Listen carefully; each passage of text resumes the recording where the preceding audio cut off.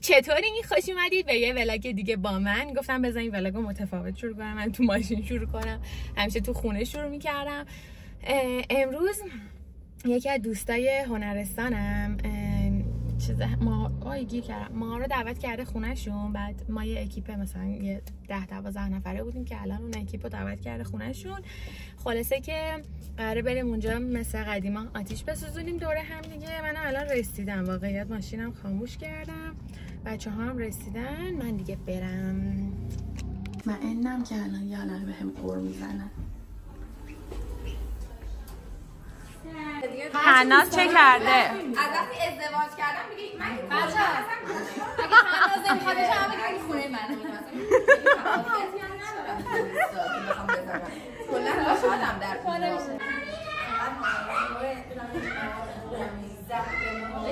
بذار معرفی کنم. سوگل، ساناز، حناز، پریسا،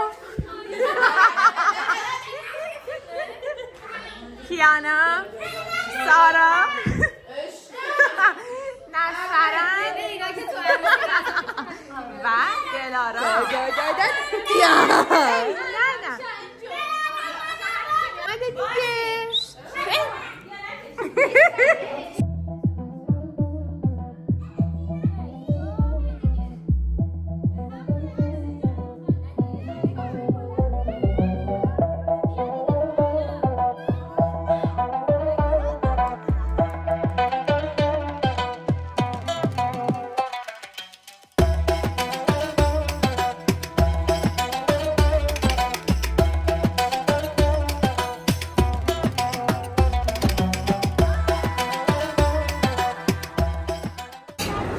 با بچه ها اومدیم اوپال.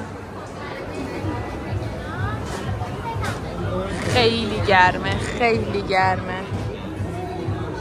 از همین با بچه ها بولینگ رزرو کرده بودیم اوپال، الان اومدیم بولینگ همه با هم دیگه. بازیگر سبک وزن میره و چیکار میکنی؟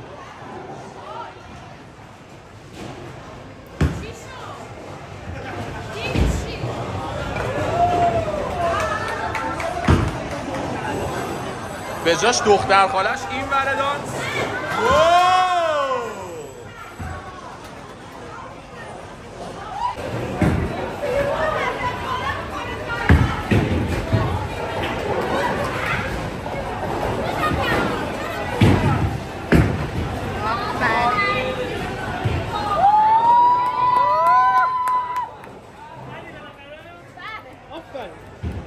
هنوز 8 دقیقه دیگه هم بازی بوده و ما داریم از گرما هلاک میشیم، داریم میمیریم از گرما. بعد همه دیگه رفتن بیرون، خالی شده، هیچکی حل نداره بره بزنه. تو گرمترین روز سال که تعطیل کردن همه جا رو، ما امروز اومدیم تعویض پلاک به خاطر اینکه برگ سبز ماشینمون رو گم کردیم. من الان اومدم که المثناشو بگیرم. اسیریه ها، آتیش داره میباره از آسمون واقعا. خب آقا کار ما تموم شد. خیلی سرعتی کارمونم خدایی تموم شد. خیلی خلوت بوده امروز. کلا یه 10 دقیقه یا رو بیشتر طول نکشید تا بهمون بده المثنا رو. بعد دیگه فقط یه ذره سر چیز معطل شدیم. موقع ورود این شماره نمیدونم چیه موتورمون خوانا نبود.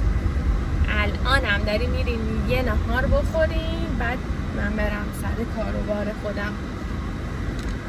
خب آقا چطورین؟ من اومدم الان ساعت 7، بعد من ساعت 3 اومدم بوتیک وانیل. بعد یه سری کار داشتیم ما نوشاد انجام دادیم. بعد چون اول ماهه باید تصفیه مثلا این هنرمنده و اینایی که کاراشون اینجاست رو میزدیم، اونا رو واریز کردم.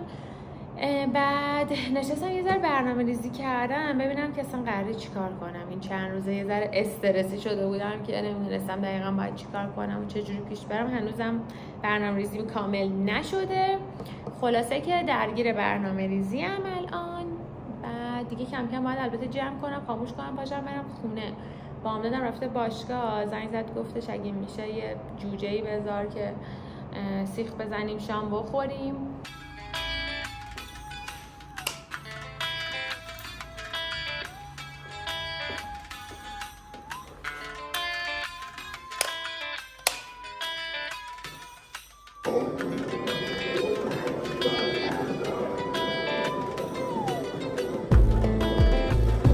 آقا من دیروز رو کلن فراموش کردم ویدیو بگیرم. یعنی صبح یه ویدیو گرفتم برای ولاگ که گفتم مثلا توی کتاب بیداری و اینا رو گفتم، بعد از اون دیگه کلن تمام فراموش. نمیدونم هم چرا یادم رفت کلن اصلا داشتم ولاگ میگرفتم. بعد اینکه دیگه دیشب با صحرا و شقایقم اتفاقا رفتیم کافه، 2 تا کافه نشستیم با هم دیگه. بعد دیگه چای خوردیم، سالاد خوردیم چون رژیمیم. الان من تقریبا یه هفته است که رژیمم. بعد صحرا هم رژیمه دیگه، هیچی دیگه. یعنی اینکه دیشبم مثلا کلی بیرون رفتم و اینا، میتونستم ولاگ بگیرم ولی خب یادم رفت. بعد امروز صبح یادم افتاد که ما یادت رفت ویدیو بگیری کلن.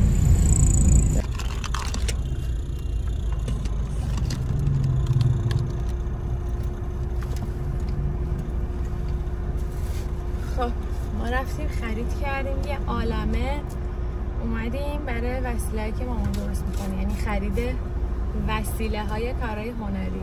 مامان یه سلام کن بزنم. سلام. که روز خوبی باشه واسه هممون. استارت کارمو زدیم. آره ما دوباره اومدیم خرید، یه ذره وسیله هامون ته کشیده بود دیگه. انشالله که هی ته بکشی درست کنیم. آره.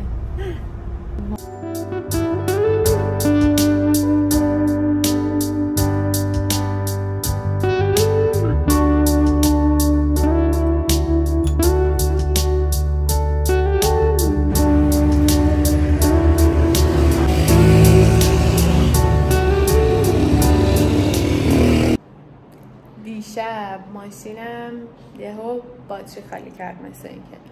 بعد نمیدونستم مثلا مشکلش دیگه چیه. یهو فکر کنم ماشین رو خاموش کرده بودم، رفته بودم اومدم دیدم چراغای ماشین روشنه، بعد پشت آمپر ماشینم روشن شده. بعد فکر کردم که مثلا یه دونه سوئیچ رو نچرخوندم.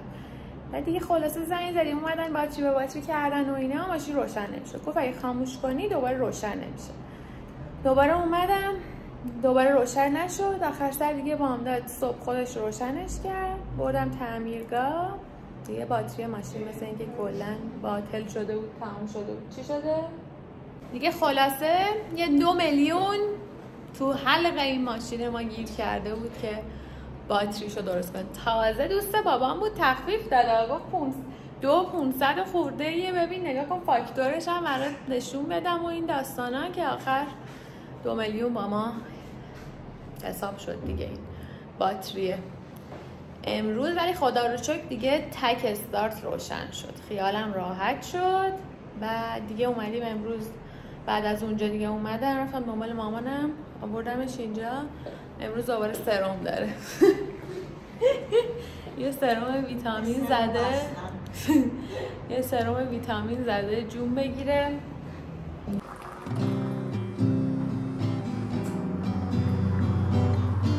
سلام آقا، امروزم دوباره روزمو با تعمیرگاه شروع کردم. ماشینم دوباره دیروز خراب شد، همونجوری دوباره چراغاش و پشت آمپرش روشن میشد تا در رو قفل میکردم. بعد دیگه هیچی دیگه دیروز سرباتری رو برداشتم. دیشب هم دیروز مثلا بعد از وانین خونه عمم مهمون بودیم، رفتیم اونجا دم خونه اونا سرباتری رو برداشتم باتری خالی نکنه. هم دوباره دم خونه خودمون این کارو کردم تا بیام برسم دوباره به تعمیرگاه. دیگه الان آوردم ماشینمو نشون دادم، گفتش که سیمپیچیت قطعی داره و قاطی کرده و اینا.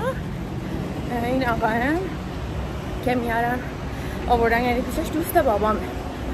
دیگه من گذاشتم، گفت بذار اینجا یا امشب یا فردا ماشین رو بهت میدم، چون امروز یکم کار دارم.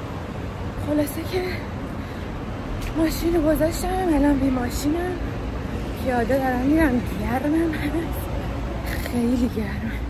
پیاده دارم میرم تا تجریش که یه خرید کوچولو بکنم و برم به سمت بوتیک.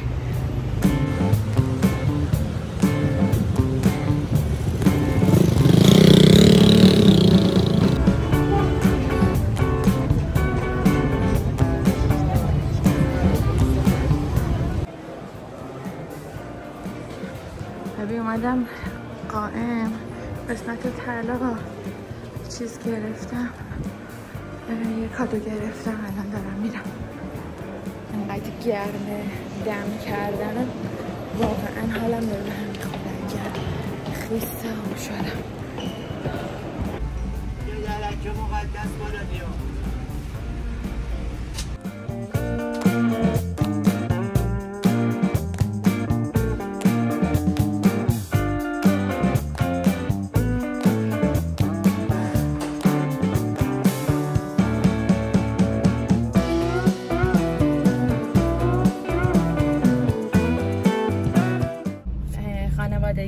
با سمت خانواده مادری، یعنی با خاله هامو زنداییم و اینجور چیزا، یه ویلا گرفتیم سمت کردان. داریم میریم همگی اونجا، یه ذره آبتنی و شنا و آفتاب و اینجور چیزا.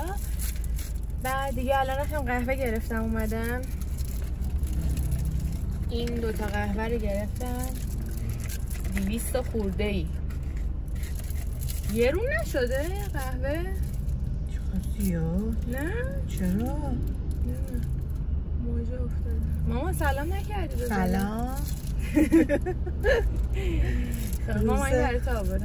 این مامانه. آره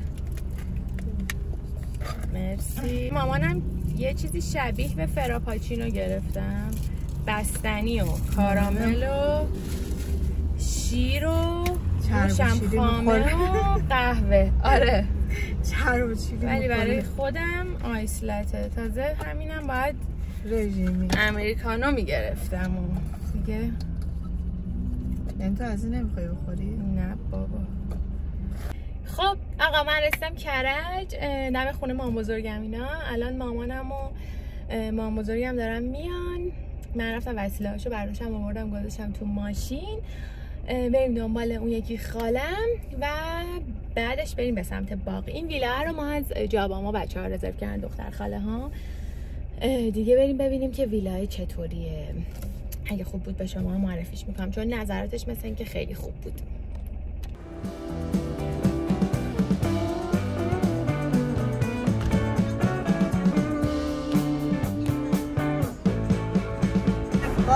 الان نگاه می‌کنم پایین یواش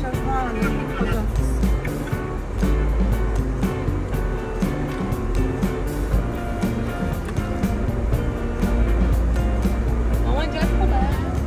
ما رسیدیم، بیا ویلا رو نشونت بدم اینجا. بعد میریم داخلم نشون میدم. اینور استخرشه.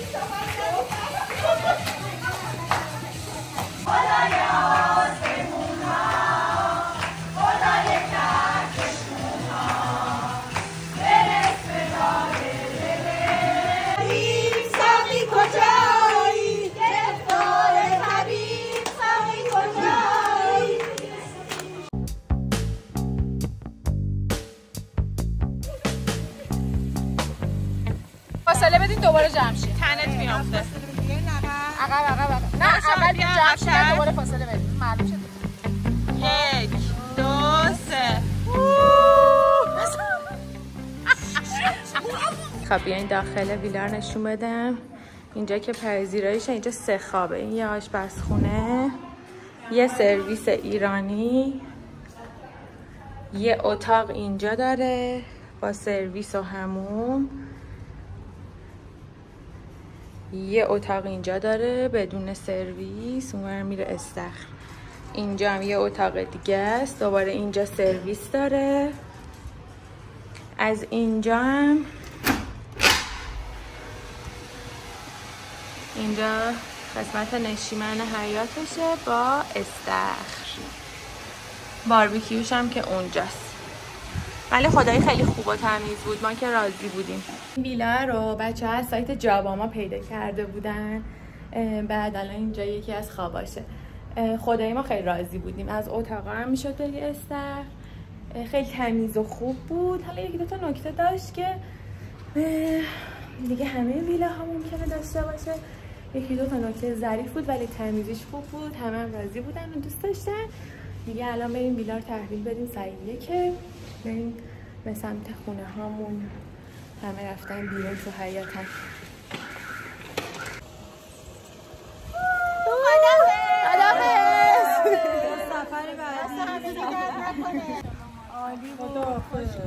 خدا رو شکر. لایک، کامنت، سابسکرایب یادتونه. بنویسین. ماما سلطنت خوش گذشت. دعا تو استخر کردش امروز من جواب بده.